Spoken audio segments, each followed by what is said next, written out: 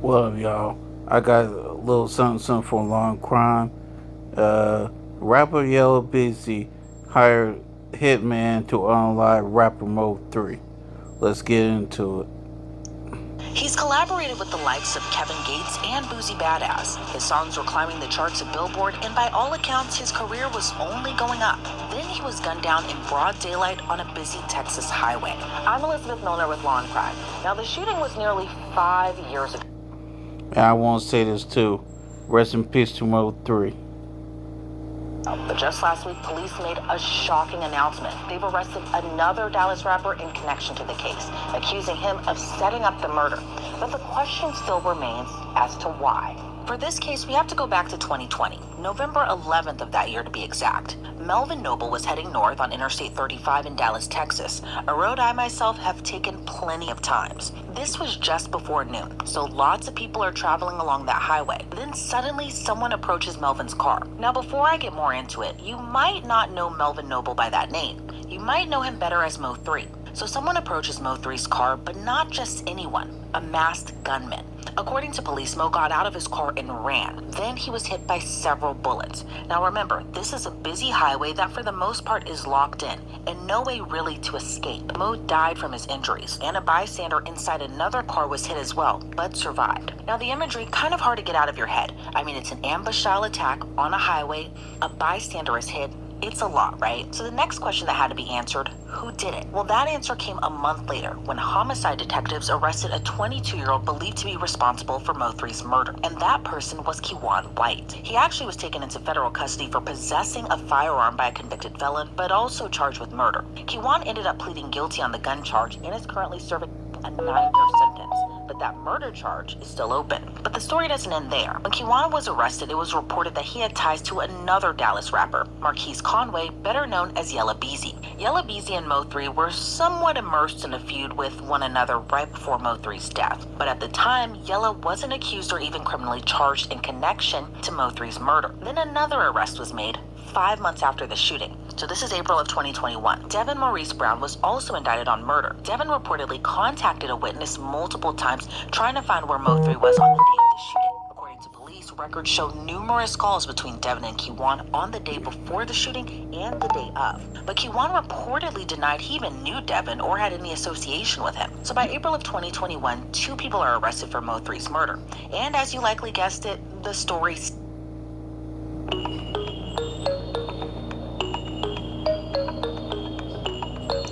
people are arrested for Mo3's murder. And as you likely guessed it, the story still doesn't end there. Nearly 4 years after Devin's arrest, another arrest is made. Now remember how I mentioned Yella Beezy and Mo3 had beef before Mo was killed? Well, according to police, he set up the whole murder, even allegedly paying Kiwan White money to carry out the ambush attack. Police are keeping pretty tight-lipped on the full extent of Yella Beezy's alleged involvement in Mo3's murder. But if I personally had to guess, it might stem from the beef that you had right before Mo3's death. It's not out of the realm of possibility. We've seen it in other cases, right? So what was the feud really about? Well, you can trace it back years earlier, when Mo3's friend Roy Lee was shot and killed in North Dallas in 2018. He reportedly questioned Yella Beezy's claim on Oak Cliff, a neighborhood in Dallas. Doesn't seem to be a big deal to some, but to others, it's a sign of disrespect to openly question that. Well, Roy Lee was later shot at a shopping center. Then he died from complications from the shooting. A day after Roy Lee died, Yella Beezy was shot 8 times during a drive-by, but survived that shooting. In between that, Mo3 and Yella taunted one another in diss tracks. In January of 2020, Mo3's manager claimed Yella and his crew attacked him when he was leaving a club in Dallas. Then 10 months later, Mo3 was killed on I-35 in Dallas. But again, Yella Beezy wasn't arrested or even charged in connection to Mo3's death until 2025. And Yella Beezy isn't just charged with murder, but capital murder, meaning if convicted, that's life in prison with no chance of parole. Or it could even mean the death penalty. A big thank you to Odoo for sponsoring us. Odoo is an incredible all-in-one business management software that provides you with a range of applications. Now, one of my favorites is Odoo's website builder. With their drag and drop features and AI copywriter, it helps me come up with website descriptions, like the site I built for my cat Buttons. It was easy to set up, and just a couple minutes later, I now have buttonsthecat.com. So again, a huge thank you to Odoo for sponsoring our news stories, and you can build your website now as well. The domain is free for the first year when you use all our link, odoo.com/lcnewsweb. Again, that's odoo.com/lcnewsweb for your free domain for your first year. I'm joined now by Texas-based criminal defense attorney Bridget Williams. Bridget, it's always great to see you, and thank you so much for joining me. Before we get into the allegations against Yella Beezy, take me back to November of 2020. What was your reaction to Mo3's murder, especially the scene of it being in the middle of I-35, but what was your reaction to his murder and just the ambush style of it? I think you just stated it perfectly. Something that happens like that in broad daylight on the interstate in Dallas is just something that is shocking. So I-35 is one of our busiest interstates here in Dallas, not just in Dallas, but in the state of Texas. And so this particular incident happened not on the interstate, but on the feeder road, which is right next to it, which is also very busy. And so what happened in this particular situation was the vehicle that stopped in front of Mo3 stopped. The person got out of the vehicle, ambushed him with a gun, running towards him, and shot him. He got out of the car running, right, and he was shot as in the back. And so something like that happening at any time is going to be insane and crazy. But happening in broad daylight in the middle of the day is something that is very much so disturbing and something that is not expected. Not expected in the slightest. And in your opinion, back then in 2020, we're in the midst of COVID, all of that sort. Was there any type of whispering kind of going on in Dallas about who might have been involved back then in Mo3's murder? I would say that there was definitely some whispering. There's a lot of people discussing these back and forth with both of these individuals on multiple podcasts, on multiple television shows, multiple just media. This discussion was going on because apparently this particular back and forth, a controversy, had been going on for some time. So this wasn't something that was that they didn't know that there was some type of controversy going on. But this particular just killing in broad daylight, I think that is something still to be surprised about. Yeah, and it's always disheartening, especially too, because these were both rappers by both accounts, all up and coming, could have gotten to a great point in their music career, into their rap career, but then something like this where it feels like you can't really leave the streets behind, something like this happens, and now you have one person dead and another accused of murder for hire. With that being said, what was your reaction to Yella Beezy's arrest just last week? I mean, you said that so well. This is just something that can halt a person's career substantially. So one person being killed, dying, and another person being charged with this capital murder case. Capital murder is the highest. Hey, listen up. Are you still using hair dye that looks like this? You have capital murder case. Capital murder is the highest level of a charge that can possibly go forward. The person faces life in prison without parole or the death penalty. So you are facing pretty much the top consequences that our state has to offer in something like this. So this is a very, very serious offense. And so it's a sad situation for both parties. Absolutely. And why do you think, Yella Beezy wasn't arrested until this year? Mo3 was shot and killed back in 2020. Their feud seemingly widely known, kind of going on even before that. When they arrested the trigger person a month later. Why Yella Beezy's arrest nearly 5 years after Mo3 was shot and killed? So the thing is that on murder cases, the police department has the opportunity to do a thorough investigation, and I actually prefer that they do that. Do all of the research that you possibly can, interview everyone that you possibly can, and that way you make sure that you bring forth the case against the right person. And so it's not unlikely, it's very common actually for cases to be brought years later on cases that don't have a statute of limitations. Other cases, other felony cases may have a 5-year, 10-year statute of limitations, but some don't have one at all. And in that situation, it's not unlikely for that person to be arrested and a case to be brought against them at a later point. And I kind of want to go back to your point earlier.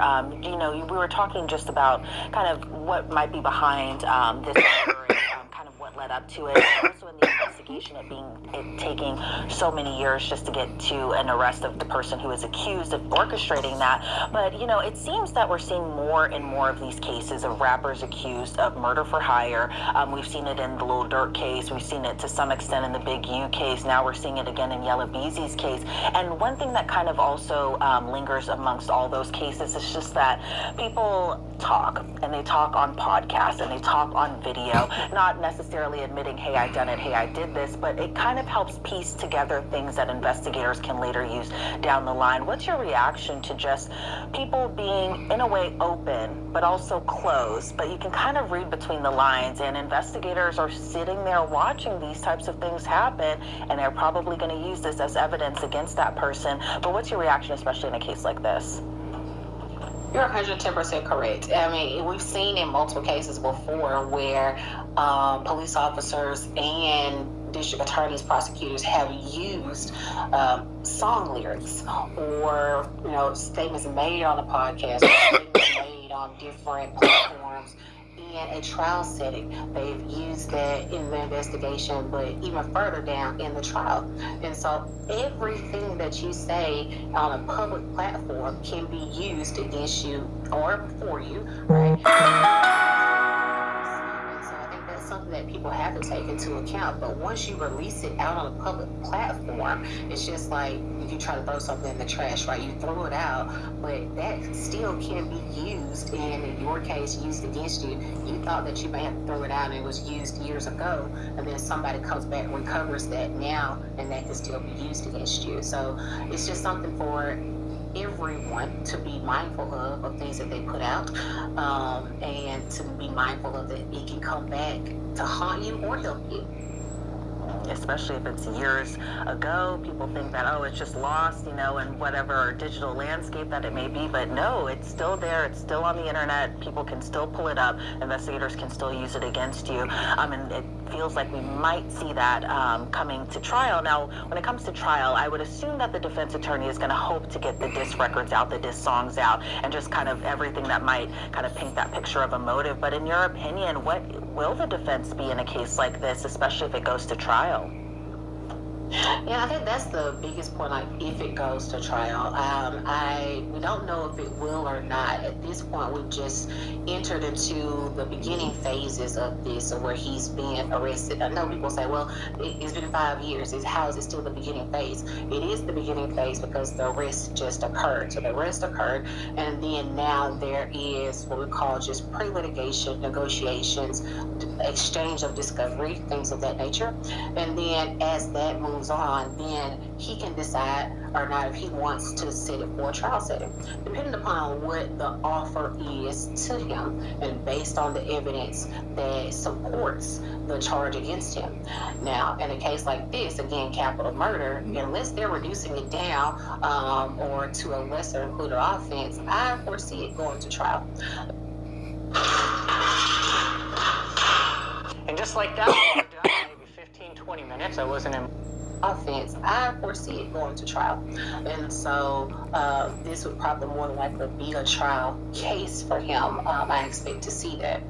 And so when we look at this, he's being charged with capital murder for hire, like you said, or for some type of financial gain. So the state would have to prove that he was the person that was behind this, orchestrating everything, and that he had something to gain from it. He was, in fact, gaining a financial attribute from it. And so that's really, I think, where Bro, you jack your whole life up off of straight jealousy. How are they able to prove that he was able to gain something from this and that he was, in fact, orchestrating this all along? And so that's where I would see the defense counsel really building the strategy, because that would be the most difficult portion. Do you think it would be wise for him being Yella Beezy, to get on the stand and testify in his own defense? At this time, I'm not going to say that I don't know enough information about the case and what the strategy is and what the evidence that's being presented against him. That's going to be something that I think comes along with time, and as evidence is presented, then they can make a determination of if it's a good idea. A lot of times, it's really a case by case basis. But I would say though, a lot of times we, as defense counsel, we only put clients on the stand when it's absolutely necessary. Because if that's the case, then the prosecutors can then ask them a wide range of questions, because now they're on the stand. They can ask them about their criminal history. They can ask them about just things that you may not want to come out on the stand. They now have access to. And so it just really depends on the strategy. Yeah, because I'm sure you can kind of explain away maybe song lyrics, that being for under First Amendment. But if, investigators are able to pull out receipts about, money transfers or anything like that, not that we know that at this point in the case, but, if they're able to kind of tie that in together, I can see it not going well, especially for Yella Beezy. But do you think the other two men who are also charged in this case could testify against Yella Beezy if this case were to go to trial? Absolutely. A lot of times the DA's office will put in their offers to co-defendants, and in exchange for their testimony against the main person that they're looking to move forward with a case against, they can put in the offer, in exchange for your testimony, we will reduce your sentence. In exchange for your testimony, we will lower the amount of years that we're offering to you. And that's very much so allowed. And so that's something that can be expected for the other two defendants. And so not something that is unlikely. And, we're just beginning. We don't even see a trial date set just yet, or even a plea in this case. So it'll be interesting to see how this all continues to unfold. And of course, I'll keep you updated, Bridget, have you on again, just to get your thoughts on this, especially being from the Dallas area. Bridget, thank you so much for joining me today. I always appreciate it. Before we sign you off, though, I got to ask, where do you think everything goes from here?